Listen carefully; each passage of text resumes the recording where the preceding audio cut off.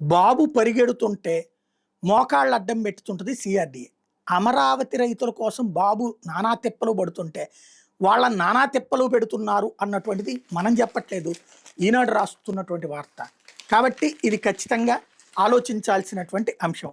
నవ్యాంధ్ర రాజధాని అమరావతి నిర్మాణానికి భూములు ఇచ్చిన రైతులు అనేక అర్జీలు ఇస్తున్నా వాళ్ళ సమస్యలు పరిష్కారం కావడం లేదు.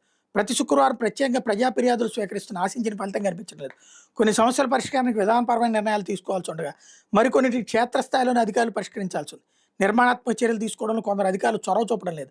E5 రోడ్డు నిర్మాణానికి ఇళ్లు స్థలాలు ఇచ్చిన తుళ్లూరు ప్రజలు సమస్యల మీద గత నెలలో సిఆర్డీ అధికారులకు అర్జీలు ఇచ్చారు.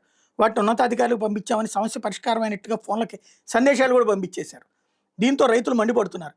వెంకటపాలెంలో N4 రోడ్డు నిర్మాణంలో భాగంగా సోరవాగు మర్రివాగులకి అండర్ పాసులు డ్రైనేజ్ నీరు వెళ్లడానికి వీలుగా కల్వర్ట్ నిర్మించాలని స్థానికులు కోరారు. వరదల సమయంలో ఈ వాగుల నీరు కృష్ణానదిలోకి వెళ్లేందుకు వీలుగా కరకట్టకు లాకులతో కూడినటువంటి షట్టర్లు ఉన్నాయి. కానీ అధికారుల నుంచి స్పందన రాలేదని రైతులు ఆవేదన వ్యక్తం చేస్తున్నారు. పదే పదే కార్యాలయాల చుట్టూ తిరుగుతున్న సరైన స్పందన ఉండటం లేదని, ఉన్నతాధికారుల పేరుతో క్షేత్రస్థాయిలో సమస్యలు పరిష్కరించడం లేదని రైతులు ఆందోళన చెబుతున్నారు. భూ సమీకరణ కింద భూములు ఇచ్చి 8 ఏళ్లు గడిచినా ఇప్పటికీ గ్రామకంఠం దరఖాస్తులు కొన్ని పరిష్కారానికి నోచుకోలేదు. రాయపూడిలో రైతుకు 1.2 ఎకరాల భూమి ఉంది. ఎకరం భూ సమీకరణ కింద సిఆర్డీకి ఇచ్చారు. 24 సెంట్ల స్థలం గ్రామానికి ఆనుకుని ఉండటంతో గ్రామకంఠంగా పరిగణించాలని సిఆర్డీకి దరఖాస్తు చేశారు. కానీ అధికారులు అందులోని 3 సెంట్లో రోడ్డు వేసి మిగిలిన ఇతరుల ఇళ్ల నిర్మాణానికి కేటాయించారు. అదేంటని ప్రశ్నించిన రైతుతో భూ సమీకరణ కింద ఇవ్వాలని చెప్తున్నారు. విసిగిపోయిన ఆయన కోర్టుకు వెళ్ళాడు.